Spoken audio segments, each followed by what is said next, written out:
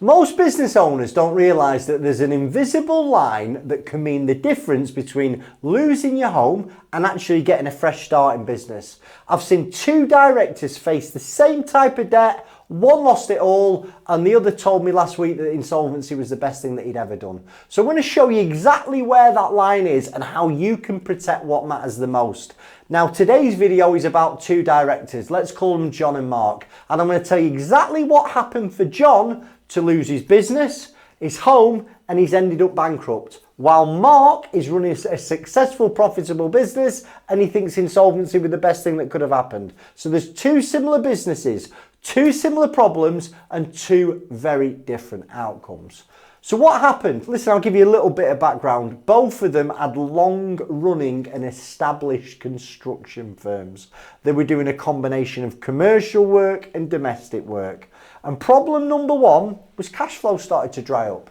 Clients started to pay later. Projects that they thought were happening next month got rolled over again, and some jobs got cancelled completely. Now, both directors said the same thing. We've seen this type of thing happen before. We've been through recessions in the past. We'll get through it. We perhaps just need to duck and dive. So to keep the wheels turning, they both took on loans that they needed to personally guarantee. And it was basically to get a buffer in the business until things sorted themselves out. But this is where it started to split for both directors. Mark borrowed with his eyes open. Every month he had a profit and loss. He had a profit and loss for each job that he was on. He had a solid bookkeeper. He knew what was profitable in his business, what wasn't, and what would need fixing if things didn't recover. So we had full financial oversight. John borrowed with his eyes closed though. He had no management accounts, no clear picture of profit. He was basically guessing. He looked at his finances once a year with his accountant. So literally, when I spoke to him, I said, can I see a balance sheet? He sent me some accounts for 18 months ago.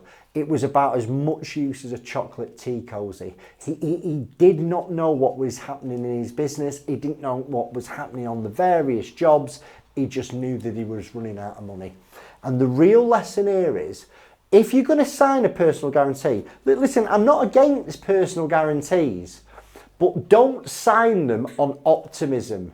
Sign it on evidence. Make sure you have at the very least a monthly profit and loss. Now your accountant might offer you that, but your accountant probably won't offer it unless you ask it, and you'll have to ask for it and you'll have to pay for it as well.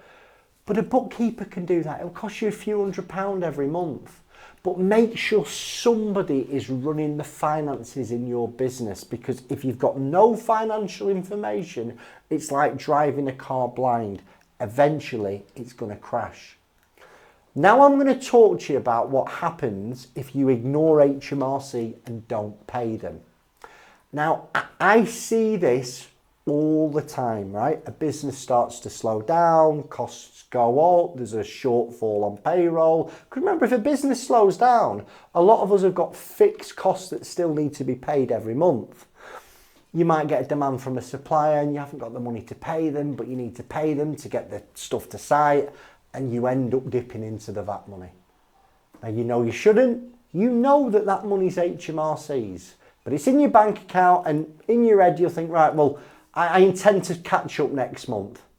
Now, both of these directors, they had a fairly decent pipeline of work, so there was lots of promises of new jobs. Remember, they've been going a long, long time. At this point, they both spent the previous loans that they took a few months previous, and now they'd spent 2 quarters worth of VAT, and they hadn't paid PAYE for 6 months. Now, while all that's going on, HMRC will be phoning them, they're sending them letters, but both directors confessed to me, listen, we just buried our heads in the sands, we ignored them. Eventually though, HMRC an enforcement agent to the businesses. So they're standing in the business premises, and this is where the story starts to split again. John is clearly under incredible pressure, and he quite rightly is frightened to death of HMRC. And what he did is he decided to take another personally guaranteed loan to pay off the VAT and the VAT in full. And at the time, he thought, I'm doing the right thing. But he was doing it with no concrete financial information. He was just doing it because he thought it was the right thing to do. Again, rough calculations on the back of the fag packet, and he decided to gamble. I don't think he realised at that point what he was gambling. Now, Mark, on the other hand, he could have got an additional loan. I mean, you'll know yourself, you take these PG loans, you'll get them calling you up to try and refinance you. You'll get other people, I mean, I get it all the time, letters through the post. You've been approved for X amount, here's a credit card, blah, blah, blah, blah, blah. But Mark turned down this next loan because he was a lot more on the ball when it comes to numbers in his business. Now, he could see that there were certain problems ahead. And he thought, you know, in his heart of hearts, I still can get through this. But he wasn't as confident as the last time he took a loan. And instead of taking that loan, he set up something called a time to pay arrangement with HMRC. And he got the time to pay arrangement over 3 years. And we helped him do it. Because when he got behind on the HMRC and it got a bit unbearable, he picked the phone up to us. And we sort of went through the situation. And we went, well, yeah, obviously, you know, potentially you might need to consider a pre-pack down the line. But at the moment, we've got all this work going on. Let's negotiate a time to pay arrangement, and let's push it out as far as we can with HMRC to give your cash flow a bit of a breather. Now, HMRC at first, they did not want to give him 3 years, but he explained that if they didn't, he's going to be forced to go through liquidation. And in a liquidation scenario, HMRC would have got nothing back. So the lesson here for you is, don't let HMRC or any other supplier or creditor force you into taking personally guaranteed debt. With HMRC specifically, always try to negotiate a time to pay arrangement. And this is where they're going to allow you to pay your arrears of tax over an extended period. Now, almost any business will get at least 12 months, but in lots of cases, you'll be able to spread the balance over multiple years. Now, you've got to make sure all your returns are up to date. And yes, you're going to pay interest on the amount of money that you're actually paying back, but it's not going to be the interest rate that you're going to be paying with a personally guaranteed loan. And you don't have to personally guarantee this agreement with HMRC. So you're not putting your family's future on your line should the business fail. Now remember, when you're speaking to HMRC, get your numbers right. Tell them what you can afford to pay, okay? You've got to review numbers thoroughly before you pick that phone up. What can the business comfortably pay HMRC on a monthly basis, even on a bad month? Because if you are offering to pay HMRC in what is an unrealistic timescale, all that's going to happen is you're going to miss a payment, you've lost any goodwill you've got with the revenue, and they're going to come back and they're going to wind you up. Now I'm going to talk to you about the point where the first director crossed the line he never meant to cross, and how the other director did the right thing. He saved his house and he saved his business. Now, problem number 3, both clients for both companies stopped paying altogether and fixed costs started to spiral out of control. John had to find 30 grand a month just to service the debt on his personally guaranteed loans. That's not including wages, it's not including paying suppliers, paying HMRC, or even taking any money for himself. And he borrowed another 100 grand to see if work picked up. Now, just for clarity, we hadn't spoken to John at this point. This is what he's told me after the fact. So he knows in his heart of hearts it's over, but he doesn't want to take insolvency advice. You know, he's thinking, well, I've spent this much money now. It's like the sunk cost fallacy. And he managed to borrow another 100 grand that was at eye-watering interest. Now, Mark, on the other hand, he'd sort of prepared for this day. Because if you remember, he took advice with us when he set up the time to pay arrangement. And we advised him, listen, if things don't improve, you might need to consider a pre-pack. But option 1 is go to HMRC with the time to pay. So what he'd done is he'd set up a new company, completely separate name, and he'd spoken to some of the suppliers that weren't going to get paid in the insolvency and basically offered to pay them in the new company over an extended period of time because he wanted to work with those suppliers in the new co. Now, the reason why he couldn't pay the suppliers in the old co is because that would have been seen as a preference payment and that would have caused him problems. He also had his business valued.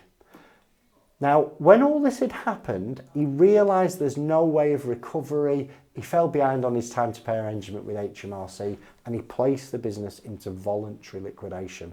And in that voluntary liquidation, all the unsecured debts died in the liquidation. He still had to deal with the personal guarantee that he took at the start, which I'm going to come on to, and he was able to buy his business back for 20 grand. And he paid that 20 grand over 3 months. Where did we get 20 grand from? Well, when he had the business valued, the agent said to him, an in situ figure for this business will be £20,000. And that is an offer that he would recommend as a fair sale. And although he lost his main client, he still had other jobs. He still had other clients who wanted to work for him. So he was still in business and he had the opportunity to make more money by going into a pre-pack. Now, he'd also worked out a plan of how he was going to deal with the personal guarantee that he took at the start. And what we guided him to do, he spoke with a loan company and he offered to pay them small payments for the first 6 months while his business got off the ground, and then he would increase those payments to what he'd originally agreed with them. Now, it was going to take him a little bit longer to pay the loan off, but the loan company agreed. Because most of you don't realise, these lenders who lend you money backed by a personal guarantee, they really just want their money back in the cheapest way possible. Now, the lesson here is the minute you become insolvent, you've got to take advice and explore all your options. Like, remember what's insolvency? You can't pay debts when they fall due. So you get behind on a VAT payment and you go on a time to pay, you're insolvent. Now, if your liabilities are more than your assets, you're insolvent as well. That's the time to take advice, because if you don't, you could be criticised from that point going forward. If you rack up more bills with suppliers or you take deposits and the jobs don't get fulfilled, you could be criticised and you could be made personally liable. Now, when you're exploring options, if you want to buy your business back, what are the options as a pre-pack? Get your business valued. Find out what it would be worth in an insolvency scenario, because in most cases, it's worth a lot less than you think it's worth, and actually it's probably only worth the most money to you, the actual director. Now, that's what we do at Director First. Like, we walk you through what your options are. We help you understand valuations, you know, what you could buy your business back for. You know, what would an insolvency practitioner accept? How long would they give you to pay it? Because in a lot of cases, you'll be able to pay your business back. Buy your business back over a period of months. Listen, if anything I've said so far has made you think, I perhaps want to speak to this guy, we've got over 750 5-star reviews on Trustpilot. Go to the comment section, there's a link, click on the link, put your details in, one of my team will call you today. If you don't want to speak to somebody but you want a free guide on insolvency, the link below it, all I want is your email address so I can stay in touch with you, and I'll give you a free guide to insolvency. Now, John didn't want to take advice the minute he became insolvent. He was worried, he was frightened to death that if he picked the phone up to somebody, there was going to be no other option. He waited until he had £800,000 of PG debt and his customer had stopped paying him before he picked the phone up. He literally had no money left when he picked the phone up. If he'd have picked the phone up earlier, we would have warned him of the implications of continuing to borrow money with no clear financial oversight. Early advice might have saved his home. And early advice keeps options on the table. Listen, you might pick the phone up to us today. We might talk you through some options. And you might not want to choose them right now. Listen, that's your decision. But if you understand what each option looks like, you can make a more informed decision if it comes to the crunch and you do have to go through an insolvency process. So what happened to both directors? Well, they both ended up having to place the business into voluntary liquidation, but John had to make himself bankrupt, and it is looking like he's going to have to lose his home. And now he works for a competitor. Mark legally bought his business back for a fair value, so he can't be criticised. He negotiated his personal guarantee, and he texted us a few weeks ago telling us that it's the best thing that he's actually done. It was painful for him to make that decision, but it was the right decision, not just for him, for his creditors, because the minute he realised that he wasn't going to be able to recover from the financial distress that his company was in, he had a responsibility to not make it worse for creditors. And he was able to buy his business back, start afresh. He got rid of most of the legacy debt other than the personal guarantee, and he took a few suppliers into the new company. And he's got an opportunity now to make money. Now, I hope you found the video useful. If you want to understand more about how pre-packs work, I want you to go over there now, click on that link, and it'll tell you everything about a pre-pack. Who's it for, who's it not for, how do they work, what's a valuation, what's an agent, can you buy your business back on terms. Thanks for your time, Chris Worden.